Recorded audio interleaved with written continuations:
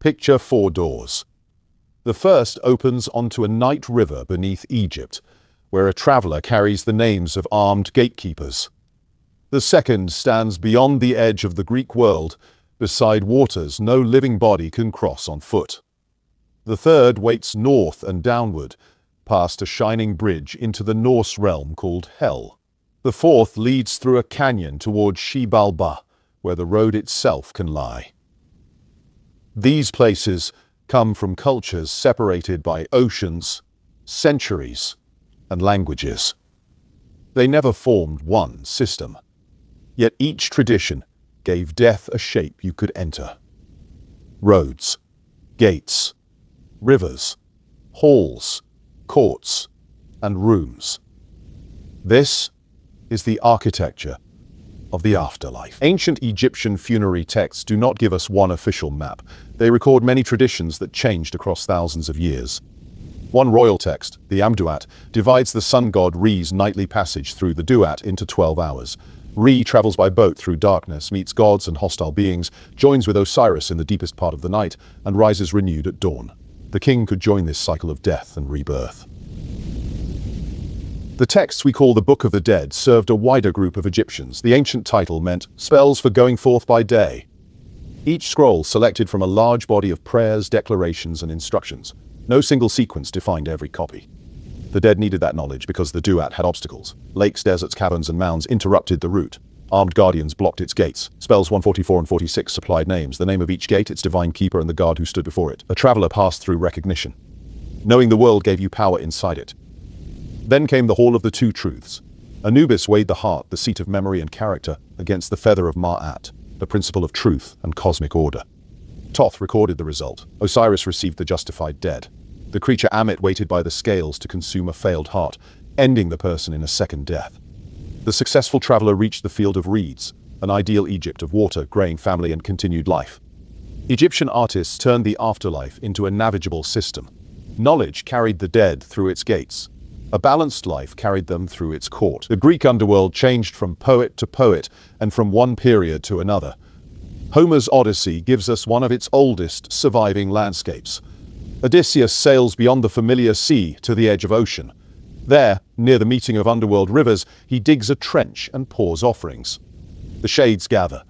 They remain insubstantial until they drink sacrificial blood and recover enough awareness to speak. His mother recognizes him, but he cannot hold her.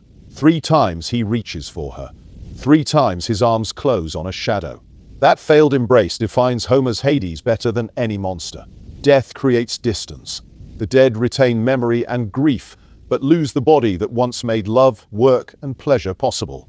Achilles tells Odysseus that he would choose the poorest life on earth over kingship among the dead. Greek artists and later writers added roots, judges, and distinct regions. Acheron, Cocytus, Phlegethon, and Styx mark boundaries beneath the earth. Charon ferries the dead in later traditions. Cerberus guards the entrance. A few exceptional offenders suffer endless punishment, while a few favored figures reach blessed fields. Other Greeks sought a better fate through the Eleusinian mysteries or traditions linked to Orpheus and Dionysus. Small gold tablets placed in graves gave some initiates directions for the next world. There was no single Greek blueprint. The surviving versions share a concern with passage and remembrance. The grave separated the living from a population of shades, and ritual kept a relationship across that boundary. Modern culture sends every Viking warrior to Valhalla. Medieval Norse sources describe several destinations, and those sources disagree. Hell is both the name of a realm and the being who rules it. Snorri Sturluson wrote his prose Edda in 13th century Iceland, after Christian conversion, so his ordered account cannot stand as a transparent record of one Viking Age belief. Earlier poems and later prose preserve different ideas. Snorri's story of Balder gives Hel a route. Hermotha rides Odin's horse for 9 nights through deep, dark valleys. He reaches the river Gjul and crosses Gjallarbrú, a roofed bridge that gleams like gold. Its guardian, Mothguth, questions him.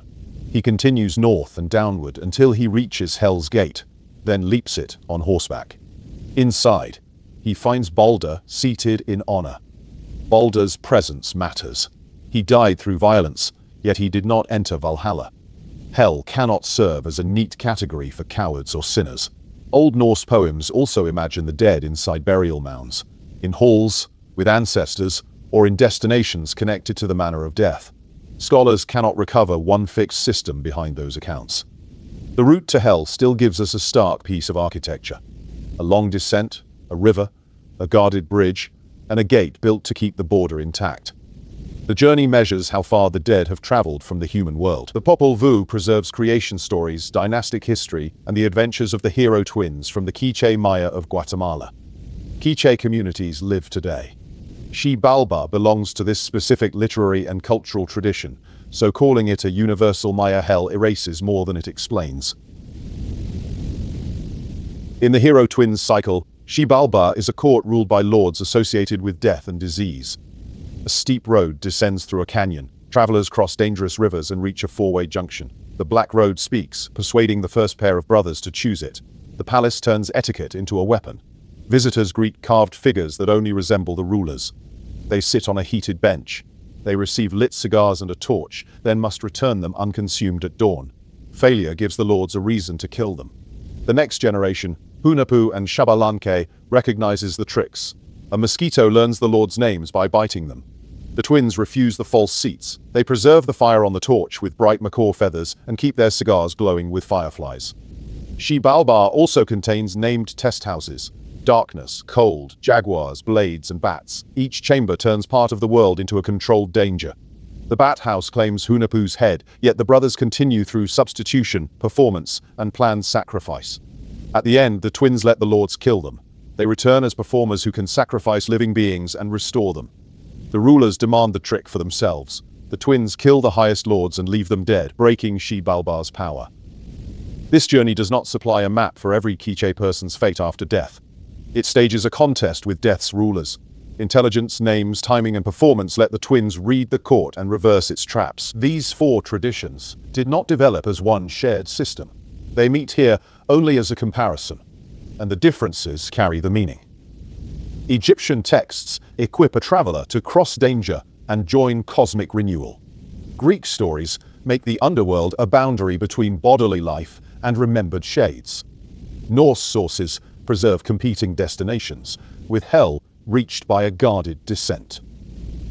The Popol Vuh builds Xibalba as a political court whose traps can be understood and overturned. All four give death an address.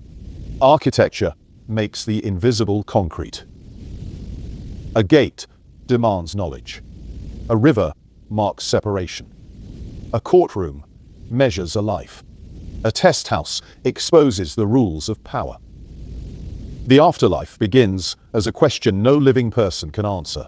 Storytellers answered by building places, then sending someone through them.